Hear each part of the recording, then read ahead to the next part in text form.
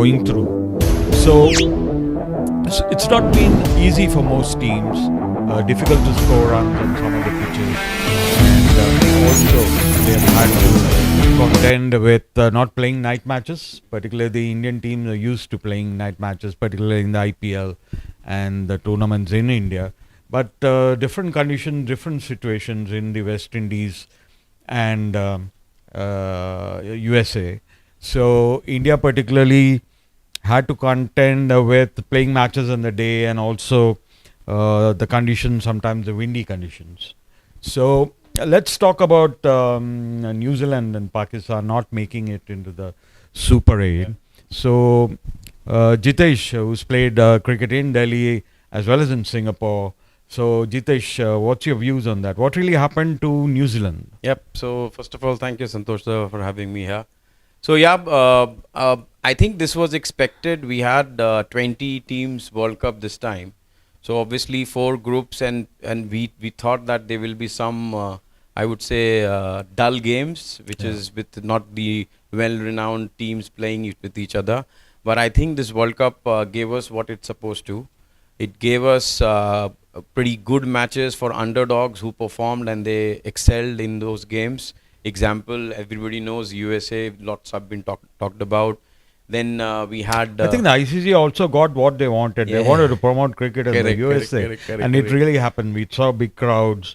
And also, the expats basically driving cricket in the USA.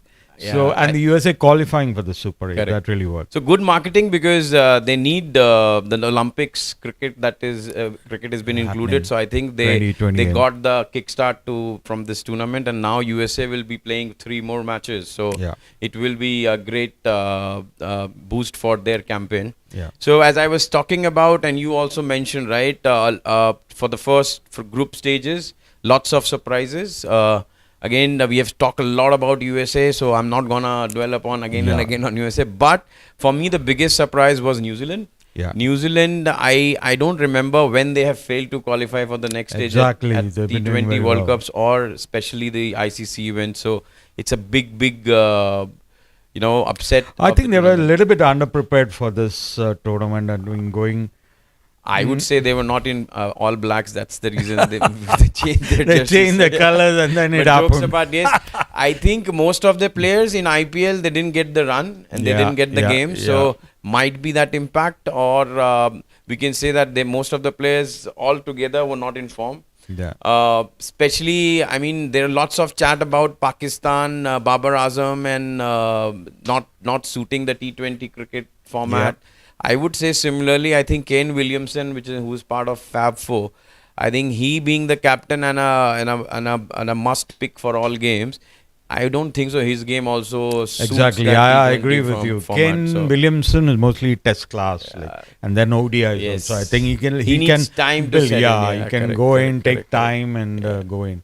So, but so New Zealand basically, I think even Devon Corey for that matter, I think is not really. But you're coming to who got in Ireland, like stretch. He didn't get any game to play, and all those things, the rustiness and everything, and to don't think it worked for him. Now given captaincy, none of the Fab 4 is now captain. But knowing New Zealand, they will come back strong in the next ICC event. But I think they need to develop some younger cricketers. I think even Southee and Bolt, all of them are like. I mean it's a phase, and I do think they have good bench strength. But most people don't know because they are not playing big leagues and all those stuff. But I think they have good utility players. New Zealand has always been. A bunch of good utility players, right? Who can bowl fast, who can, utilize that bounce and everything, and then they can go for big shot. I mean, the biggest example I see in New Zealand is Santner. He hardly gets game in IPLs, but whenever he performs for national team, he bowls like no other spinner in the cricket circuit. So, but I think Rachin Ravindra was a bit of a disappointment, and even in the IPL, I think he didn't really click. World Cup 50-50 over World Cup last year, he was amazing. He was amazing. I think he was very it's good. The form. So, so New Zealand big upset. Then But probably Pakistan, he's yeah. also one of the longer versions who prefers the Yes. 50 overs and the tests But kind he of has player. that age factor with him, right? So he's too young. So I think he will come back strongly in the world events now. So he's a player to watch out in future tournaments. So I think New Zealand, if they manage him the way he's supposed to be, I think he will come up like what Williamson and his predecessors did. So good option, left arm spin and bat opener, top order. So I think and a gun fielder as well. So yeah.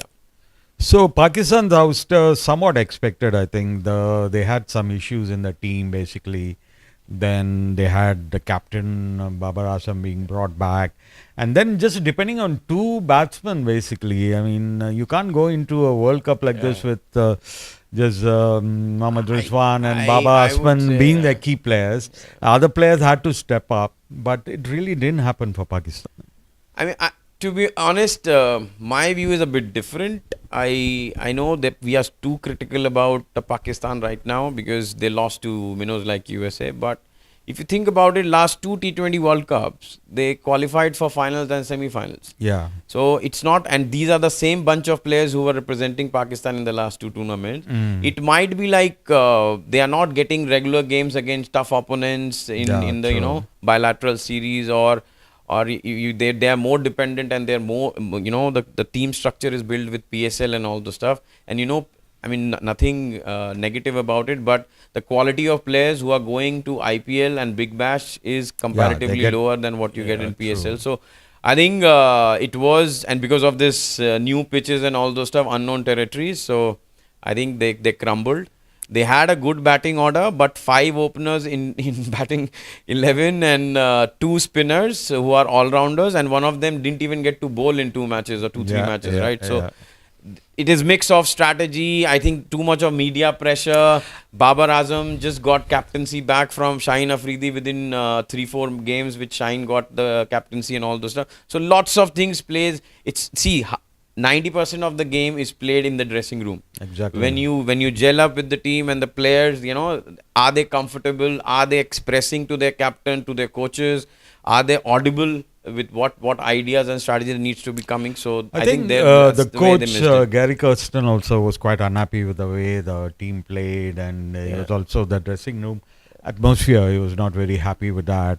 And on top of that, I think the Pakistan media and the fans attacking these players and criticizing them, it really doesn't help for the team, I think.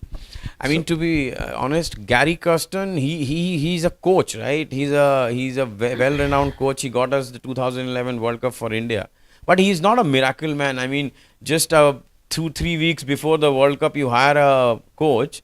And in 4 games, he will not turn things for you, right? Yeah, exactly. If the team, as I said, right, if the team members are not comfortable with each other, they are not gelling, they are not talking to each other, none of the coach, even the bestest coach in the world, will fail. So I think that's what creeped in, and it's high time that they need to think about that. I think white ball cricket and red ball cricket, they have to, think seriously about it, and they have to have a mix of players who are dedicated for red ball test matches, which is the real cricket, and the entertainment part of T20 and the ODIs that needs to strategize again, because I think there are too much of pressure on them to perform in every short format tournament. It's not possible for any team. And when teams like Australia also, if you see, they only won one T20 World Cup, right? If it is about quality and if it is about the skill set, then Australia would have won all the World Cups, but that's not the case. So I think that's how it is. I think for the US, they did fairly well as a unit, and all-round display, good bowling as well as batting and fielding. But when they came to the Super 8 for once, they played a big team in South Africa, so they realized where they stand in this kind of level. Against South Africa, I should say they did fairly well, but the captain Monang Patel was still injured, not in the side, but still they did fairly well, except for some Jesse Singh getting hammered, and then some of the batsmen not really clicking. But overall, Saurabh Natrewalkar again, I think, came up with a very good spell. Even the South African batsmen really couldn't score much of him, and they seem to have good batsmen in Goves and then also Aaron Jones and others who can. Maybe not against the top teams in the T20 level, but against the other teams like probably Afghanistan, Bangladesh, Sri Lanka, and all that, they can measure up to those sides, I think. In fact, I watched the game live yesterday. So, I mean, the US started really well. The Saurabh really bowled well. If you see the game, I think de Kock was due for runs, Yeah. and he knew that which is the bowler he should not go after, and that's what he did in the Yeah. first 6 overs. The 2 overs that Saurabh bowled, he didn't do Yeah, much yeah. and didn't took the risks and all. But yes, he was ready for other bowlers, and that's where he cashed in. Yeah. And in this World Cup, especially in the league stages in New York, everybody forgot that T20 T20 teams, they are not 120 or 130 Exactly. batting first scores that they will achieve, right? So exactly what de Kock did with the first 6 overs, you cash in with the power play, and he got that start for them. And I think 180 was again a below par score as the way they got Yeah, to start. exactly. But again, US just lost by less than 20 runs, right? Yeah. And if there was 1 or 2 good overs, I mean, they could have got it. Gus was excellent as an Excellent, opener. yeah, he was I mean, excellent. he He has played played really well. under 19 with Rabada Yeah, together, yeah. and it South showed that Africa. he has that skill. So I think India, not India, but other teams in the Super 8 stage should look out for this team. We would probably expect Corey Anderson to come up with a Yeah. big inning, but he's not really clicked that much. And he's put on a little bit weight also, I think. body language, weight. Yeah, so I think he has been put in the mix just to provide that experience of international cricket, so that there's somebody in the dressing room who's on the field as well, who knows the drill, who knows how to handle pressure. I think Corey Anderson's role in that team is that he's not bowling 4 overs, he's just bowling 1 or 2 overs if required, and he's batting lower down the order. So they are just cashing on him that this is the World Cup, that we will use you. After that, obviously, his age is also there and he's not looking that fit. Yeah. He might not be able to get the next World Cup, which you know that they have qualified automatically for the 2026 World Cup in India and Sri Lanka. So I think that's the reason. But overall, the team looks really good if you can't take them lightly, and that's what the message they have given. I mean, teams like Bangladesh, teams like Afghanistan, they are. I mean, I would say they are much weaker if I compare right now with US, the way US is playing. Other than it's a very good unit yeah. actually. So England, they didn't get many matches actually. Some of the matches were washed out, and then they got hammered by Australia. But it's a strong side. Absolutely. And they are the champions. Yes. And you just look at the lineup, it's a fantastic team they have. And they proved it when it mattered against West Indies in the first match in the Super 8. West Indies were going great in the tournament. They just... till I think 12 overs, West Indies were 10 runs per over. Yeah. I think, the way England came, 17.3 overs, they chased the total, right? And Phil Salt again They are there with a mission. I don't think so. They will. It will be difficult for them to, defeat in this World Cup. They look a very solid team. It's a very solid team. I think if you take like Australia, England, probably India, and South Africa, these appear to be the real solid teams in this tournament. The problem with South Africa, I think, is a bit of a mental issue with them, I think, at some points. But they're also as a unit, I think, very, very strong team. And England, the bowling, the batting, you see, is like all these players can play their shots. And it'll be really interesting to see. So if you take these 4 teams, which you call the Fab 4, which most likely will go to the next stage. Yeah. South Africa top order is a problem. Yeah. So there is a 50-50 chance. They look strong, but they don't have that edge with Australia and England. Because England and Australia are checking all their boxes. Yeah. Top order is clicking. Warner is making runs. Middle order, everybody is making runs. The bowling is also looking good. England has the 2 X factors, which is Wood and Archer. Yeah. With West Indies pitches, those people, both of them will be critical for them. And also the spinners, I think, Adil Rashid and others here. Which has not come into the play till this time World Cup, right? Yeah. Because, as I said, if you remember in our first episode, once the next stage starts and the game moves to West Indies, you will start seeing more runs on the board, and also the spinners coming in handy. Yeah. I mean, the Akil Hussain and all these bowlers who bowled today in the morning, Moin and Adil Rashid. So I think you are seeing, a bit of help for the spinners. Yeah. And this brings to me the mix that we talked about. India again. We have Chahal and Kuldeep in the bench. I think they will be tested tonight in the first game. Yeah. So for India, I think playing Afghanistan later today, again moving over from the West Indies. I mean, from the US to the West Indies. So different conditions. They'll have to play during the day. And also it's going to be windy, I think, the way we have seen so far. And how India is going to adapt. I mean, they have experience of playing in these pitches in the West Indies. Most of the players have the experience. And spin is a good factor for India also. They're quite strong in the spin department. But as Jonathan Trott said, Afghanistan ran India close in one of the matches earlier in Bangalore. And the 2 super overs it went to. So they're not scared of India, I think, and they know they can take on India. Yes, absolutely. And their spin attack is good. And also they have this fast bowler now, this Farooqi. Farooqi is bowling well. So Afghanistan, I don't think are pushovers, but they might find India a bit strong for them at the moment. I think the problem or one area where Afghanistan is not doing well is their middle order batting. Exactly. And if one of the top order batsmen gets out early, then you have a problem. We have seen in the first game also, right? Yeah. I know they have the mix of good world-class spinners and they are there to give good fight to India.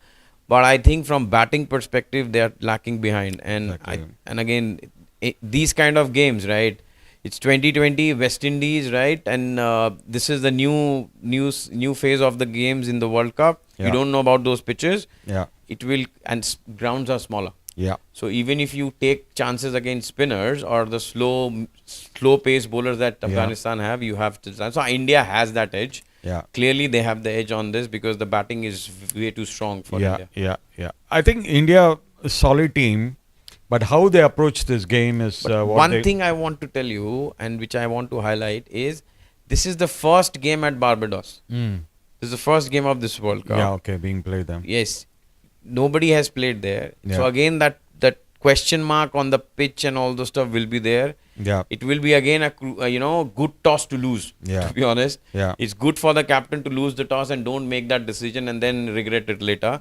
So I think the first game, the first 3 overs or 4 overs, whosoever bat first, that will define how this pitch and the game will be. And if, for example, India is batting first and openers are, being patient, and then you put a good score on the board, I think India will sail through. I think it's time for Kohli also to come good. I think correct. He didn't really, arrived late in the US and wasn't really looking that good in the US. So I think it's time for him to come good in these matches, and from now on, he'll have to prove his class. Correct. And I think the first game I have seen Kohli not performing or failing against Pakistan in a ICC tournament was this one, right? But I think to 3 games, he is a champion and he's a legend, so you can't write him off. But again, I've been saying this in all our episodes, right?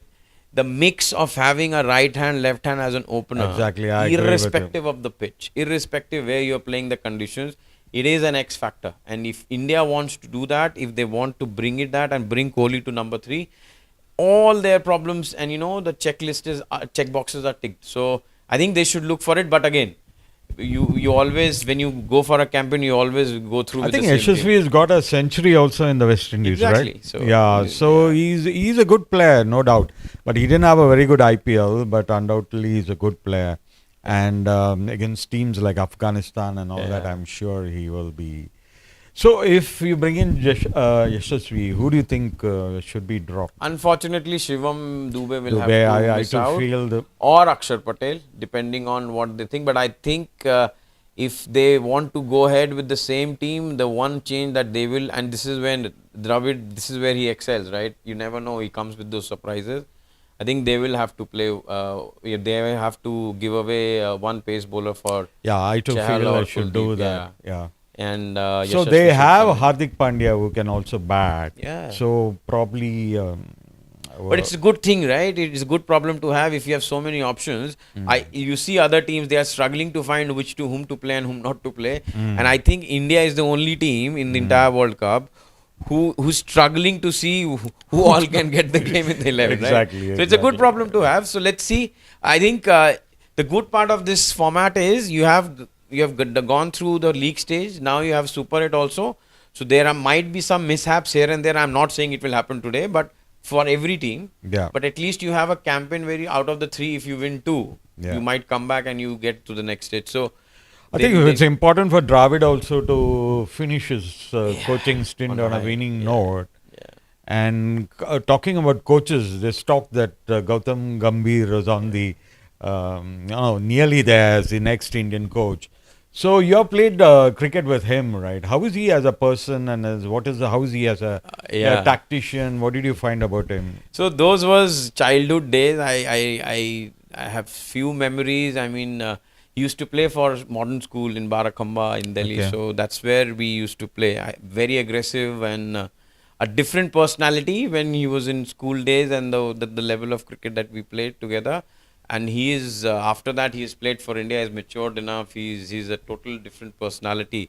And after his stint with Kolkata Knight Riders as coach, I think he's more confident. And everybody knows he's on the face in the media and everywhere.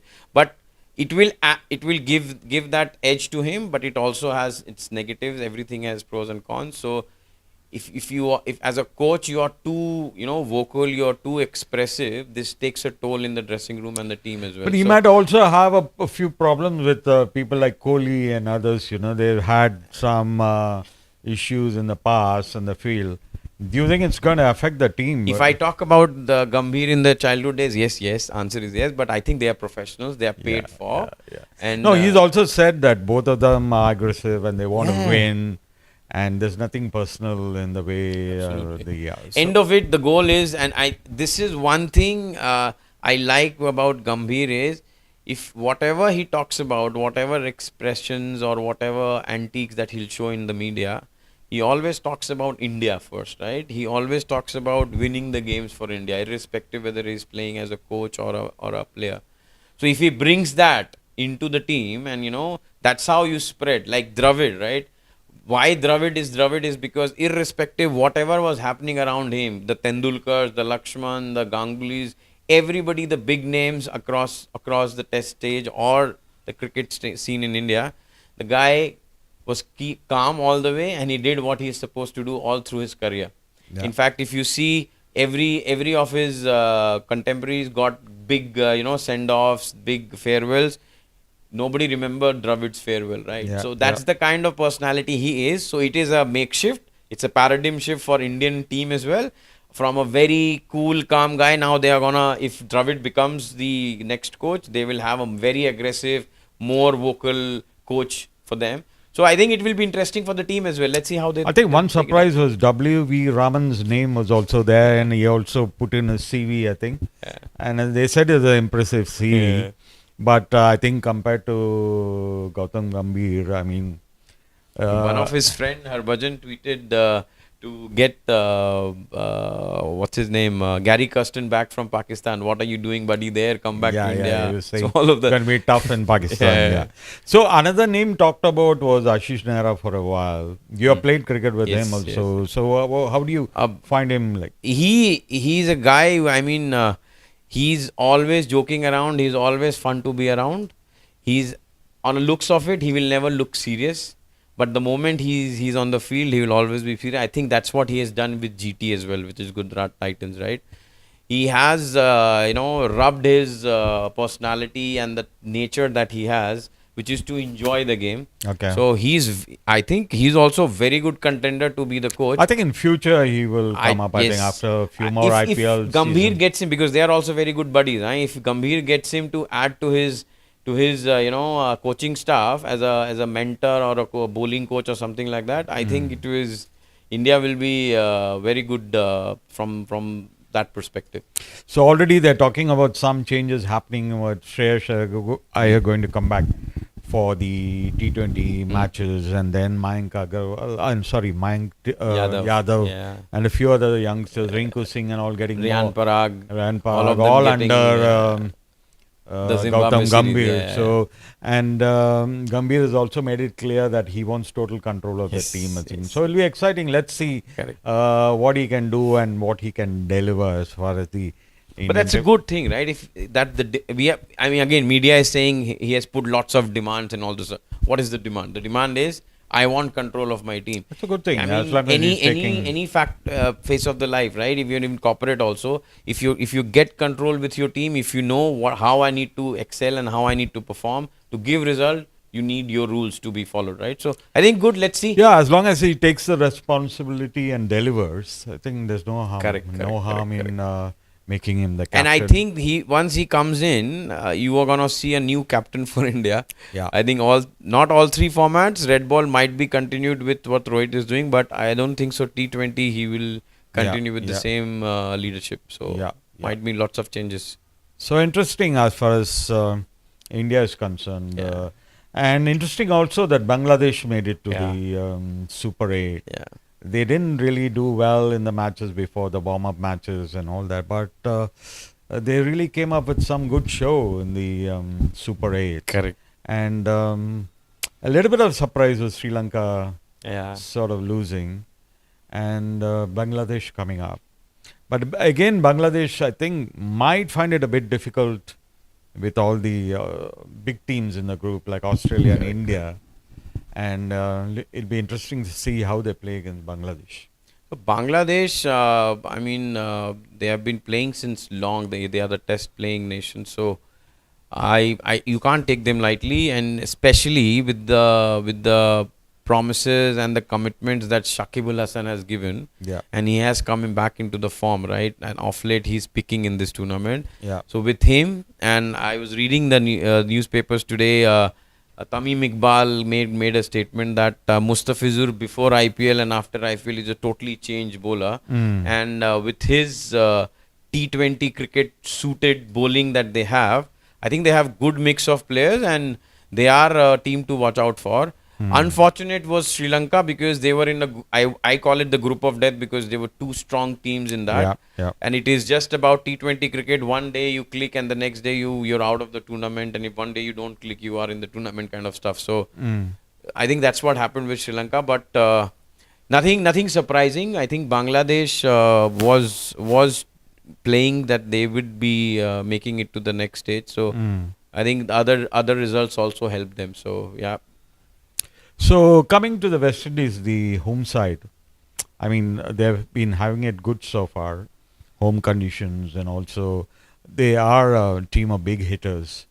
But again, when it comes to playing the big teams, Nicholas Puran, of course, had a fantastic innings, and it's a solid batting lineup. And even if you see the bowling, it's not a bad lineup. They got a good mix of paces and spin.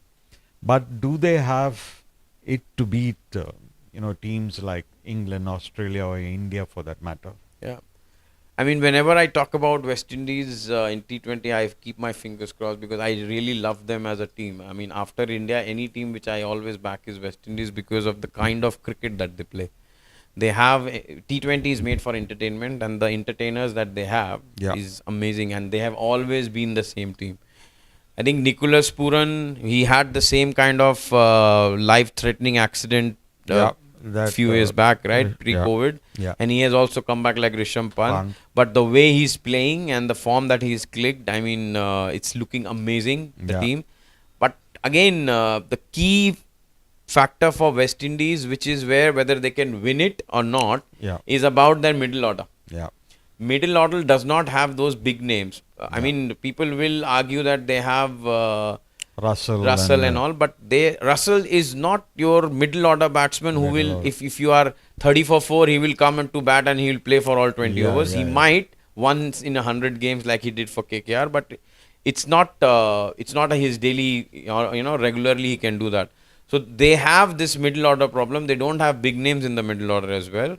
Even if the bowling comes and all the stuff. So today morning also, this is what happened to them. Yeah. Nicholas Puran gave them an excellent start and everything, and everybody was chipping in. However, 180 was low part. Yeah. So that's where I think they did fluttered in front of England, but they have a good chance. You can't write them off. No, because they already won the T20 World Twice. Cup twice. Yeah. And again at home. Yeah, at They are home. playing and, at home. And they do have the players who can do it. So we can't totally write off West Indies. Correct. But overall, if you look, the Australians look the most solid, aren't they? And every time in the big tournament, you always see them when it matters, really producing top class cricket. This is what, in fact, in today's chat, I think we have been speaking since a lot about other teams and all. We never talk about Australia. Exactly. They are taken for granted, right? Yeah. Because that's the level they have. It's not about that they have Virat Kohlis and everybody in their team. All of the players that they have in all the 15, they know their role. They know what they need to bring. It's like Germany in football. I think. Exactly. When you see the final, they'll be in the final and then winning the cup. Correct. It's almost like that. Everybody, because everybody is clear of their role. And it's not about that, for example, David Warner has been dropped. You will get media news and everything. Oh, David Warner has been dropped like Kohli. There's something wrong in the dressing room, or like in Pakistan team also happened.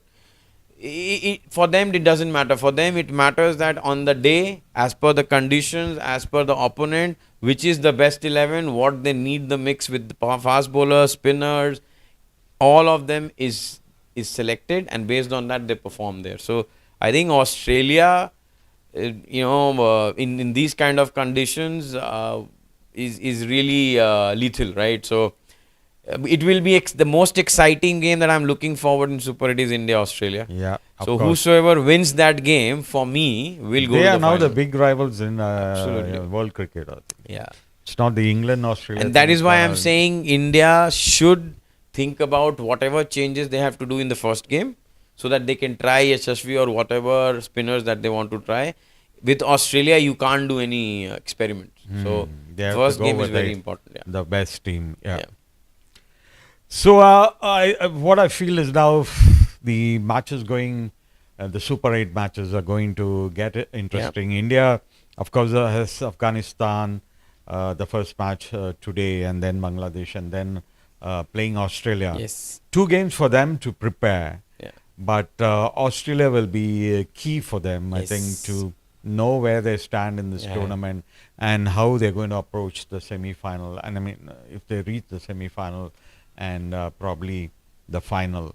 India, strong team, but maybe the batting has to, the top order has to come out a little bit more. And then also players like Jadeja and Hardik has not really in that position really done much so far. So, but it's a strong, very solid unit. Correct. So, I mean, as I said, right, India is looking really strong. It's about the mix that they need to bring. Australia is, I think, right now the one team which knows what is the playing 11 that they have. South Africa has a problem on top order. England has proved that they are at top of their game. So, exciting Super 8 stages. No games can be taken lightly, even if it is Bangladesh, USA, or any team for that matter. All 8 teams are strong. At any given day, anybody can beat anybody. So I think we are looking for exciting cricket in the next 2 weeks. Yeah. And I hope we have the all expected India versus Australia final again in the World Cup. So let's see how it plans to. Yeah. So I think over the coming few days, I think we'll have more to talk about from the Super 8 and the World Cup. So stay tuned to Spot On. We will come up with our next episode soon. Thank you.